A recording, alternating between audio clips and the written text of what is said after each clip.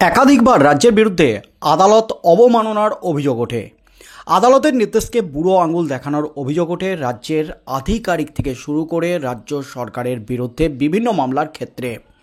আর সেই নিয়ে কিন্তু আদালত অবমাননার মামলা দায়ের হয় বিভিন্ন আদালতে, কলকাতা হাইকোর্ট থেকে শুরু করে নিম্ন আদালত, বিভিন্ন আদালতে। সেখানে কিন্তু ভৎসনার শিকার হয় রাজ্য সরকারের বিভিন্ন আধিকারিকরা। আর এবার কিন্তু একেবারে ফয়সালা ইন দ্য স্পট। আদালতের নির্দেশকে বুড়ো আঙুল দেখানোর ফল হাতে নাতে পুলিশ আধিকারিকের বিরুদ্ধে, উচ্চপদস্থ পুলিশ কর্তার বিরুদ্ধে একেবারে গ্রেপ্তারি পরোয়ানা। এজলাস থেকে গ্রেপ্তার পুলিশ আধিকারিক। এই মুহূর্তের সবচেয়ে বড় খবর, তাতেই কিন্তু তুমুল হইচই পড়ে গেল একেবারে গোটার রাজ্য জুড়ে। রীতিমতো কেঁপে উঠল নবান্ন। আদালতের নির্দেশ দীর্ঘদিন ধরে অমান্য পুলিশ আধিকারিকের, তার বিরুদ্ধে বিচার বিভাগীয় হেফাজতে কেন নেওয়া হবে না এই প্রশ্ন উঠতেই নড়ে টনক। তারপরই ছুটে যান আদালতে ওই পুলিশ আধিকারিক। আর তারপরে কিন্তু ফয়সালা ইন দ্য স্পট। বিচারক দিলেন চরম নির্দেশ, এক্ষুনি গ্রেপ্তার করুন এই পুলিশ আধিকারিককে। এজলাস থেকে গ্রেপ্তার পুলিশ আধিকারিক, তাতেই কিন্তু মুহূর্তে হইচই পড়ে গেল একেবারে গোটার রাজ্য জুড়ে। চরম অস্বস্তিতে খোদ নবান্ন এবং পুলিশ মন্ত্রী মমতা ব্যানার্জি।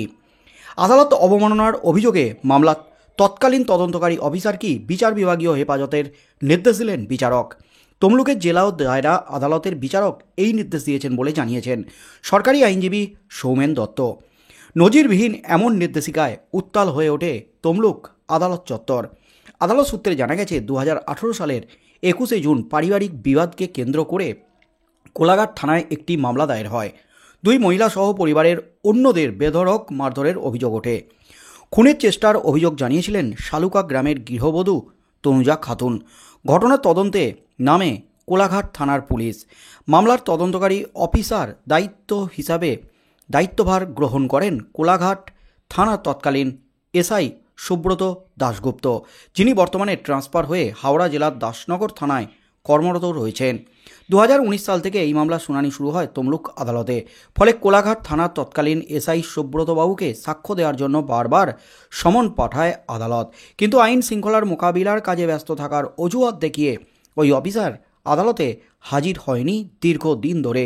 তাতেই ভারপ্রাপ্ত বিচারক মামলার পর্যবেক্ষণে তদন্তকারী পুলিশ অফিসারের কার্যকলাপ নিয়ে অসন্তোষ প্রকাশ করেন, ক্ষোভ উগড়ে দিয়ে লিপিবদ্ধ করেন। পরবর্তী সময়ে মামলার নিষ্পত্তিতে ওই পুলিশ অফিসারকে আদালতে হাজির হওয়ার নির্দেশ দিয়ে রীতিমতো গ্রেপ্তারি পরোয়ানা জারি করে আদালত। কিন্তু তারপরও ওই অফিসার আদালতের ডাকে সাড়া দেয়নি বলে অভিযোগ। অর্থাৎ গ্রেপ্তারি পরোয়ানা জারি হওয়ার পরেও ওই অফিসার আদালতের নির্দেশকে বারবার বুড়ো আঙুল দেখিয়ে গেছে। অর্থাৎ আদালত গ্রেপ্তারি পরোয়ানা জারি করছে অফিসারের বিরুদ্ধে, পুলিশ অফিসারের বিরুদ্ধে, তাতেও কিন্তু নড়ল টনক। এরপরই চূড়ান্ত পদক্ষেপ হিসাবে গত 6ই জানুয়ারি ওই অফিসারের বিরুদ্ধে জামিন অযোগ্য ধারায় গ্রেপ্তারি পরোয়ানা জারি করে আদালত। এতেই কিন্তু টনক নড়ে ওঠে ওই অফিসারের। আদালতে ইউনিফর্মেই হাওড়া জেলার দাসনগর থানা থেকে তমলুকে আদালতে হাজিরা দিতে ছুটে আসেন সুব্রতবাবু। শুনানি চলাকালীন ওই অফিসারকে কেন বিচার বিভাগীয় হেফাজতে নেওয়া হবে না সেই কারণ দেখাতে বলা হয়।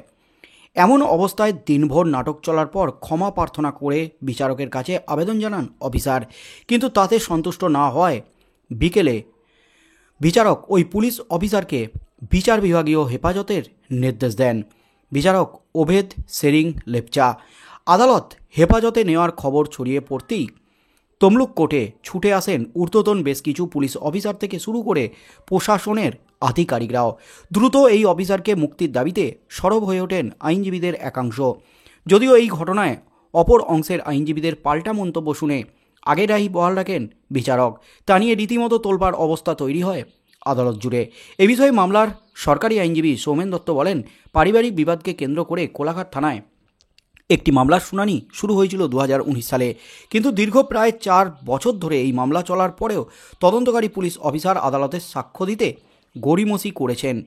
ফলে আদালত অবমাননার অভিযোগ ওঠে ওই তদন্তকারী অফিসারের বিরুদ্ধে এবং একাধিকবার গ্রেপ্তারি পরোয়ানা জারির পর এদিন সমস্ত দিক বিবেচনা করে এমন নির্দেশ দিয়েছে বিচারক।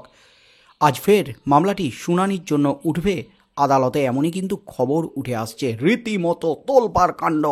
হেফাজতে পুলিশ আধিকারিক বারবার গ্রেপ্তারি পরোয়ানা জারি হওয়ার সত্ত্বেও আদালতের নির্দেশকে কার্যত বুড়ো আঙুল দেখিয়ে গেছেন। দীর্ঘ 4-5 বছর ধরে আদালত বারবার নির্দেশ দিয়েছে পুলিশ আধিকারিককে যে আপনি সাক্ষ্য দিতে আসুন, কারণ তদন্ত করছিলেন আপনি, বদলি হয়ে গেলেও সাক্ষ্য দিতে হবে, কিন্তু আইন শৃঙ্খলা জনিত মোকাবিলা করছেন এই অজুহাত দেখিয়ে বারবার হাজিরা এড়িয়ে গেছেন, অর্থাৎ আইনের ফাঁক গলে বেরিয়ে যেতে চেয়েছেন। কিন্তু এর ফলে ওই অফিসারের বিরুদ্ধে আদালত অবমাননার অভিযোগ ওঠে। আদালত অবমাননার নোটিশ যায় অফিসারের কাছে, তারপরও টনক নড়েনি। তারপরও কিন্তু আদালতের নির্দেশকে কার্যত থোড়াই কেয়ার, আর তারপর সরাসরি গ্রেপ্তারি পরোয়ানা জারি। আরে গ্রেপ্তারি পরোয়ানা জারি তো কী হয়েছে, তা তো ডোন্ট কেয়ার আদালতকে। আর এবার যখন 6ই জানুয়ারি রীতিমতো জামিন অযোগ্য ধারায় গ্রেপ্তারি পরোয়ানা জারি হলো, ঠিক সেই মুহূর্তেই কিন্তু নড়ল টনক। হাওড়া থেকে একেবারে ছুটে এলেন এবার তমলুক আদালতে। নিজেকে বাঁচাতে তিনি হাজির হলেন আদালতে। একের পর এক ক্ষোভ উগড়ে দিলেন বিচারক। এতদিন কি করছিলেন? এতদিন যখন আপনাকে ডাকা হচ্ছিল কেন আসেননি?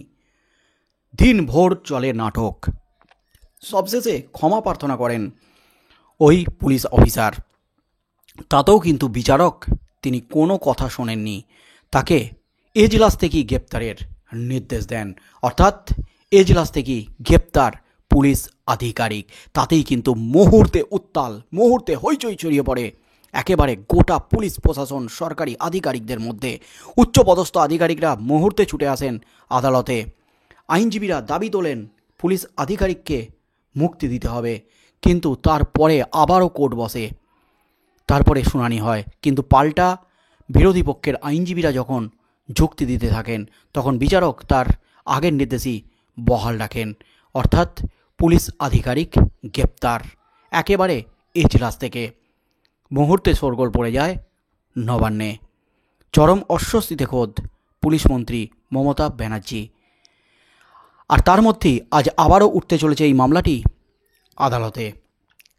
পুলিশ আধিকারিক তিনি কি ছাড়া পাবেন? তার বিরুদ্ধে জামিন অযোগ্য ধারায় গ্রেপ্তারি পরোয়ানা জারি হয়েছে। তিনি কি আদৌ জেল থেকে বেরোতে পারবেন? কি হতে চলেছে আগামী দিনে? বিচারক আজ কী নির্দেশ দেন সেদিকেই চোখ থাকবে গোটার রাজ্যের।